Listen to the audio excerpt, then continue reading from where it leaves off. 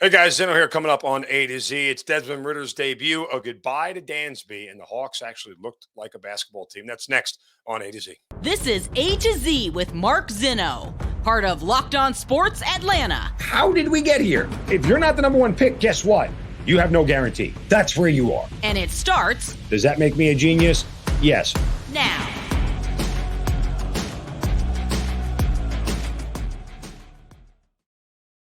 Good afternoon. Welcome to A to Z here on Locked On Sports Atlanta, where today I tell you it's exactly what I expected. Welcome in. We are live here on this Monday. Appreciate you guys joining me. Happy holidays to everybody. Happy Hanukkah to all my Jewish friends out there as you guys start to celebrate your 8 crazy nights, and we are ever closer to Christmas.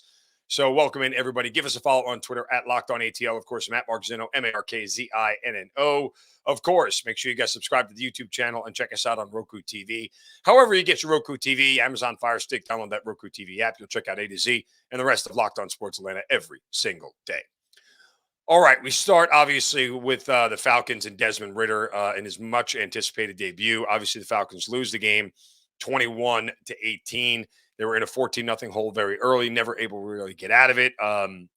And we're all focusing on Desmond Ridder, and I've already started to see a wide variety of reactions to the game and to today. Look, effectively, as I told you last week, this was a playoff game. The Falcons just got eliminated from making the playoffs.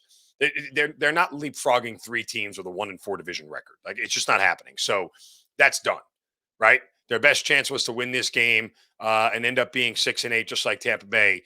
But nope, it's not going to happen.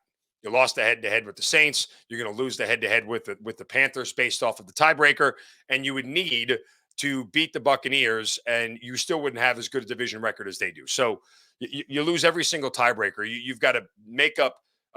You need the other 3 teams to lose twice, and you have to win 3 out of the next 3, essentially, to get there. So anyway, that's done.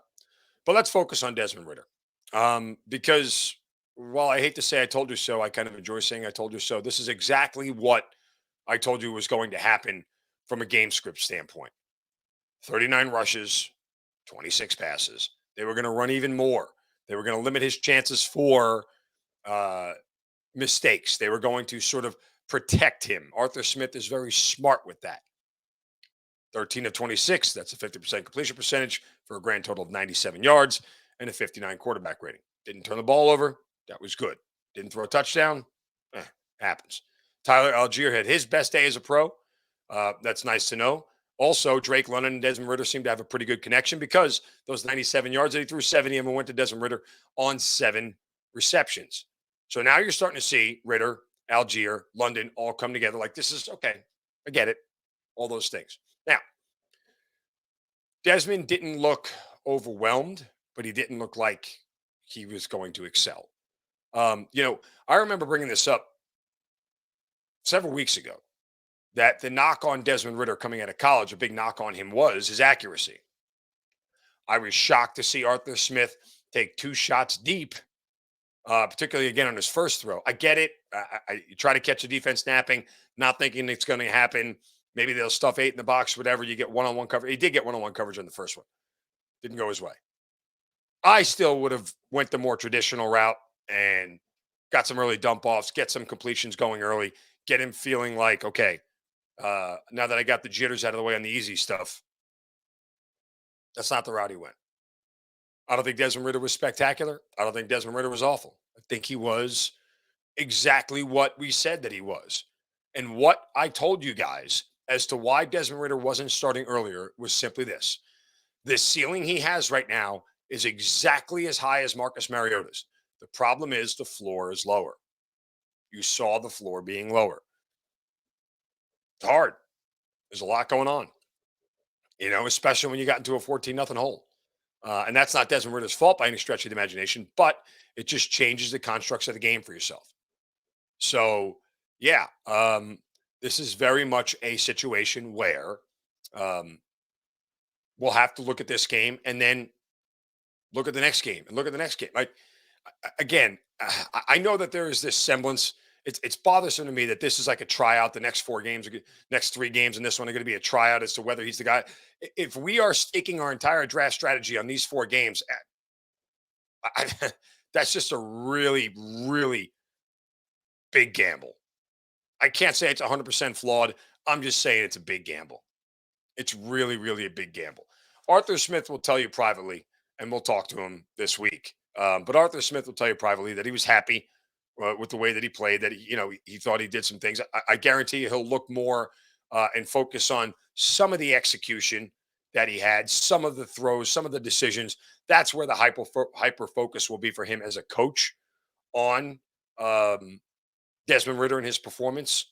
So I think all that is something we can evaluate as we go forward. But again, I wasn't impressed. I wasn't unimpressed. I was just very neutral on the performance, and you didn't really get a chance to see a lot. Do you want to talk about that final drive where he made a nice throw to Drake London that London actually ultimately fumbled the ball away? Yeah. Did Ritter do some good things? Yeah. Did he do some not so good things? Yeah. A couple throws I thought he just flat out missed. Now, again, is that a product of his inexperience? Is that a product of his talent level? Hard to say at this point in time. Obviously, I'd defer to Arthur Smith on that to make sure that he's the one who, has his eyes on the whole thing. So, yeah. But still, this is very much a scenario where I'm not going to take, and like I said, don't take what you saw today. And if he does better next week, go, oh, he's improving. No, you can't connect these things. And the reason you can't connect them is simply because you'll force yourself into looking at a trajectory that might not be there. Again, I'll go back to this. I keep having to say this: the Baker Mayfields, the Josh Allens, and even more recently, the Justin Fields. Justin Fields in his first 4 games looked completely overwhelmed and did not look like he was ready to be an NFL quarterback. Things have changed. I don't want to sit there and evaluate anything I see from a continuation standpoint. Take each individual game, evaluate them as they are, and then try to put all those pieces together and go, this is what we got and this is what we don't got. I mean, clearly there should be progress across the board. Like that much we understand. Things should be getting easier. They always do theoretically. So if he struggles again next game, and here's what I don't want. I don't want to start the built-in excuses. Oh, well, he's got no pass protection. Oh, well, the roster's bad. Oh, well, receivers can't create separation. Like, here's the thing. There's a lot more built-in excuses for why he didn't do well than there is for reasons that he did. Right? Like him doing well is overt. Like you'll see it very easily. It comes right to the forefront. There's absolutely no reason to believe that you're not going to understand when he's playing well. However, you have to look a little bit deeper and try to find where the flaws are that are things that he can correct. Like, I don't care who the receiver is. Like, I don't care who the offensive line is. There are certain plays yesterday I saw. I go, that's a play an NFL quarterback should make. And you have to try to find those and see if you can figure out what those look like. Because if you can figure out what those look like, then you'll have a much easier time figuring out whether he can handle the situation that he's in. So, again, I don't want to be part of the built-in excuses about the O-line, why receivers not getting separated, this, that, and the other. I mean, it's there are a dozen teams around the league right now who are doing the same thing. The Giants keep Daniel Jones. They have no skill position players. Do the Commanders stay with Taylor Heineke? Do the Panthers stick with Sam Darnold? Like, are the Seahawks sticking with Geno Smith? There are teams dealing with this exact same question across the board. The Falcons are not alone in this scenario. So these are very important decisions, and we have one small piece of information on Desmond Ridder. See if that's going to be enough.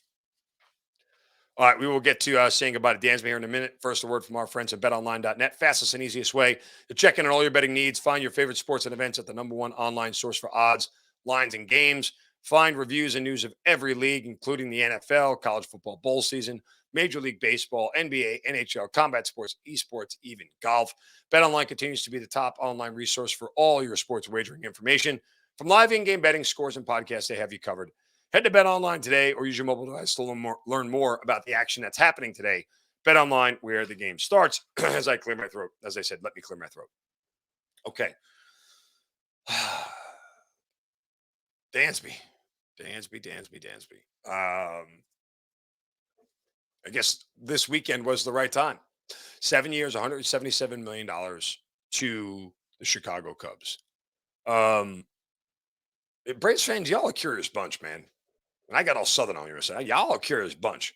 You are. Like I don't understand. I didn't even get involved in Braves Twitter when it happened. I just said, you know what, I'm gonna let this one go. Um, Look, this is the second year in a row now. You've let a major piece of a championship team walk away to a, let's just call it, bigger market for money that was fair market value at the time of the signing.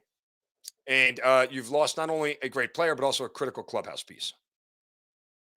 Now, Alex Anthopoulos is the best GM in the game at this point. Like, I don't think that's debatable. So I'm not really worried about how he's going to replace Dansby and what he's going to do. I think they'll be fine. And I think that there's enough production up and down this lineup that they're going to be fine from that standpoint. It's fair at this point, though, to philosophically question the Braves as an organization and what they do. Here's the problem. Here is the problem right now. And particularly for Ronald Acuna, because, Ronald Acuna, uh, his contract, there's an opt out in it, right? He has the ability to opt out of that thing. And in short, well, I'm sorry, you didn't know he doesn't. There are club options in 26 and 27, or 27 and 28, rather. I thought there was an opt out. Anyway, my point simply is this. Um, the Braves don't look like they take care of their own. Now, I know you would say that's the contrary, given what they did to Spencer Strider and Michael Harris and Austin Riley. Yes, but those were not fair market value deals. They weren't. They just weren't. They were below market value. Now, that's good for the Braves and good for Alex Anthopoulos. And player signs a deal, good for them. But when a lot of those guys, when Ronald Acuna is still only, I don't know, 28 years old and heading into a year where he's going to, be eligible to walk away, or the clubs, at this point, you would believe the Braves would sign those two club options at a small, measly 17 million. That said, when he hits 30 and he's going to be a free agent, you think the Braves are going to be the team that's going to bring him back? If he wins an MVP in there and they win another World Series, you think the Braves are bringing him back? No. Philosophically, where are the Braves? I don't know. It is alarming that they allowed two cornerstone pieces that they developed and grew from the minors on, and let them walk away. I wish that we would had some better clarity on, what really was the number. We know what the Braves offered Dansby, about $100 million deal during the season, and he turned it down. I love players who bet on themselves. Good for Aaron Judge. Good for Dansby. And let's be clear about one thing. Dansby didn't choose money over championships. That's not what he did at all. Dansby took the best offer available to him. You can frame it any other way you want. Took the best offer available to him. I'm sure if the Braves had that same offer, he's back in Atlanta. The Braves didn't have that same offer. The Braves did not put $177 million on the table for him. They just didn't. They flat out didn't. If they did, he'd be here. It just is what it is. I don't know that you can look at it any other way. Now, you can't get mad at the Braves. They've spent money. They've absolutely spent money. But, they're not paying anybody over $21 million. And the crazy part, they gave Charlie Morton $20 million. That's the nuts part. I mean, Austin Riley's going to get $22 million for the next, I don't know, 8 years, 9 years, whatever it is. Philosophically, it's hard for me to feel like if you are a Braves player who's not under contract. So, like, if you are right now, if you're Max Fried, you think the Braves are re-signing you? Nope. Sorry. Max Fried is going to be in a new uniform. When he is done with arbitration, and he hits free agency, which he's 2 more years here, 23 and 24, Max Fried will be in a different uniform in 2025. Write it down now. I'll put it on Twitter. You can, old takes exposed me. This guy's going to be a different uniform. Same thing for Kyle Wright. If he keeps trending in the direction that he is, okay, and he's not even in his arbitration years, he's got a long way to go. Um, but he'll be here through 26. If he's as good and he continues to be as good as he is, guess what? He ain't going to be here. Braves have just told you that's what they do. When you outpace their projection for what you're worth, they let you walk. Now, you could argue that some of that is really good discipline. You could argue that. I think there's an argument for that. But there's also an argument for you should keep your own homegrown talent because that's how you win. That's how you win. That's how dynasties are formed. Go look at the Yankees of the late '90s, the core four: Jeter, Rivera, Pettit, Posada, Bernie Williams. All those guys, homegrown. They built that team from the ground up, kept them all, re-signed them all, and kept them there as long as they could. That's how you build dynasties. You got to keep those guys. You can't keep running people like a revolving door in and out. Can't build a dynasty that way. Sure, your window for winning a championship will be open. Look at the Dodgers. They restock and reload every single year. They've gotten one championship out of it. Why? Because it's hard to throw people in a room continually, different names, different faces, different personalities, and expect everything to click at the right time. Really tough to do. And that's kind of why, uh, things are where they are. And again, with this core group that the Braves have right here, if they can retain it, sure, they're going to be a championship caliber level ball club. What's that going to convert to? I don't know. I genuinely don't know. So we'll see. The Falcons took a tough loss yesterday. Desmond Ridder made his first start. I hope you guys checked out Locked On Falcons right after that game because Aaron Freeman does such a great job. Make that your first listen. For your next listen, check out the Locked On Sports Today podcast, biggest stories of the day, plus instant reactions, big game recaps, and the take of the day. It's available on the Odyssey app, YouTube, and wherever you get your podcasts. I want to get to Atlanta Hawks and some more NFL stuff, but now, as always, it's time for a shovel of wisdom. Brace yourselves, because it's time for the Shovel of Wisdom.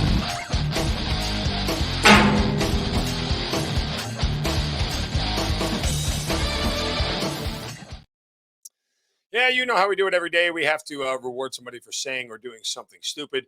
You could do so on my Twitter account at Mark Zinno, MarkZinno. Just use the hashtag Shovel of Wisdom. And today my shovel goes to David Shield. I don't even know if I said his name right. He tweets at Deacon underscore Shile, SCHIELE. And apparently he works at WTSP because that's what it says. I don't know what WTSP is. I don't know where it is. But he says he's an award-winning sports MSJ, which is something multi-sport journalist at 10 Tampa Bay. I guess it's down in Tampa. Duh. He's an alumnus of Georgia State. And yeah, so you can email him because it's in his Twitter account. I'm not going to email him to tell me he's stupid. I'm just going to tell you why he's stupid. He tweeted out yesterday at 4:30 p.m. Arthur Smith is Falcons head coach. First head coach to lose ATL debut since Petrino. First ATL coach to get shut out at home since 1988. First back-to-back losing seasons to start ATL tenure since 87-88. This seat should be hot, in my opinion.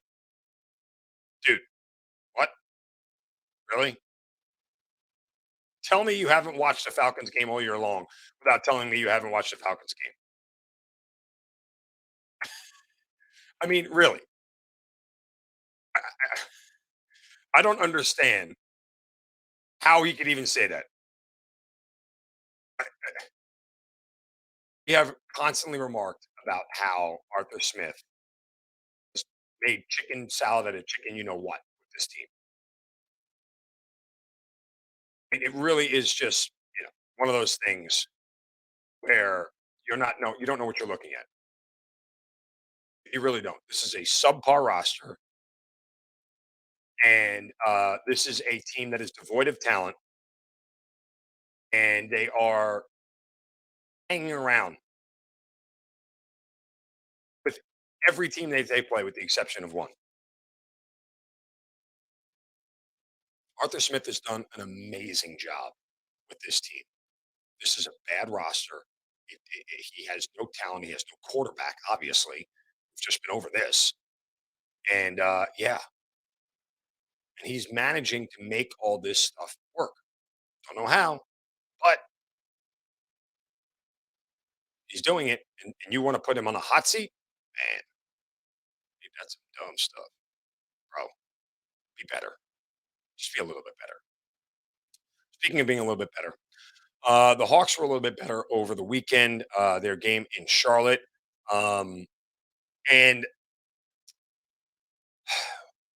the game script for the Hawks becomes pretty simple. And again, will say it out loud, and you to go, "Duh, yeah." Well, look, Hawks in that game shot 54% from the field, 52% from three. Trey Young was 8 of 18, didn't have a bad shooting night. He scored 31 points, and also, yeah. Oh, by the way, you know, from three, he was 2 of 5 instead of, like, 1 of 7 like he's been at certain points this year. The game script is simple. The Hawks have to shoot really well because at this point, with the lineup that they're putting out there, they're not going to play any defense. Period. You have no John Collins. You have no Clint Capella. You have no DeJounte Murray. So, I mean, it's a really simple formula for the Hawks going forward. Now they're going to play Orlando again tonight at home. Let's see what happens. I'm not sure that they are you know are in a position where we're going to see some level of consistency out of them due to the injuries. But again, you're a team that's sitting at 500, and you're going to in 2 weeks you're going to hit a really rough stretch out west.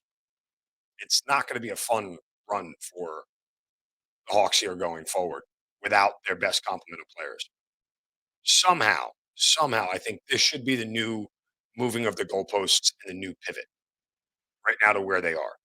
Until they get their entire team back, until they get healthy again, which might not be until the middle of January, just stay at 500. If they end up at 500 by the time they get done with their West Coast swing, and return to in LA on January 8th, if they're still at 500 or a game below, I'd take that as a win. I'd take that as a win. Given the next 10 games that they got to play, if they end up 5-5, take it. Take it. End up 3-7, even though it's only 2 games different. Let me know what that feels like to you as you watch all these other teams start to round into form right now. Because really, when does the light switch get flipped on? In about a week when we hit Christmas. And this is the issue with where the Hawks are right now. Can they still survive and come out of this thing? Yeah, they can, but you know, this doesn't look like a team right now that is meant for anything other than the playing tournament again. Now they'll get healthy, things should change, but you know, it's not gonna be easy. One more note here, as we put a bow on things. Um, it is very much a constant frustration to watch NFL games and watch officials botch this thing week in and week out. What happened twice last night in the Commanders Giants game to Washington? I'm a Giants fan. Okay. What happened twice to the Commanders was such BS. It was, they got ripped off probably on 3 different occasions. On 3 different occasions. They got a bad offensive pass interference penalty call on what, is that pick play, which is a terrible rule, needs to get changed. They got a bad call on an illegal procedure for a touchdown. And then on the very last play of the game, there was a no call on what was one of the worst non-defensive pass interference calls I've seen in a really long time. Stuff needs to get cleaned up. It's bad. It's awful, and it's just very, very frustrating to watch a game when you have that kind of stuff going on into it. Now, I know what you're all going to say. Is I know you probably had money in the game, and that's why you're upset. You wouldn't be wrong, but that doesn't change the point. That doesn't change the point objectively. If you watch that game, you realize very objectively that guess what? That's that. This is who they are. This is who the NFL is, and I believe that these are things that sort of take away from the integrity of the game. And it's time to make all penalties reviewable. It is absolutely, I've said it a million times before. You should be able to use a challenge flag to review anything. That last minute, and we need to get rid of the inside 2 minute booth only stuff too while we're at it. But any one of those things should have been like, I'm going to throw a challenge flag. I want that looked at. I don't understand why this is such a problem for the NFL. Review it and get anybody who saw the replay of that final game, of that final play last night on Sunday Night Football knows that that was defensive pass interference. Everybody on the Giants knows that that was defensive pass interference. It was an awful non-call, and it changed the game. And again, does that get called in the third quarter? Absolutely, it does. Because that was theoretically the last play of the game right there. Stuff the flags in the pocket. Bad way to do business. Bad way to do business overall. We've seen it happen. Listen, it's cost teams playoff games. It's just you cannot have these crews allow this stuff to happen. And people are, oh, the game's going to take too long to get the damn thing right. Get the thing right. The number of times it doesn't happen in the game isn't that long, or outweighed it to the number of times that the game is that long. For me, at least. All right. Enough of my complaining about the rest. That'll do it for us here today on A to Z.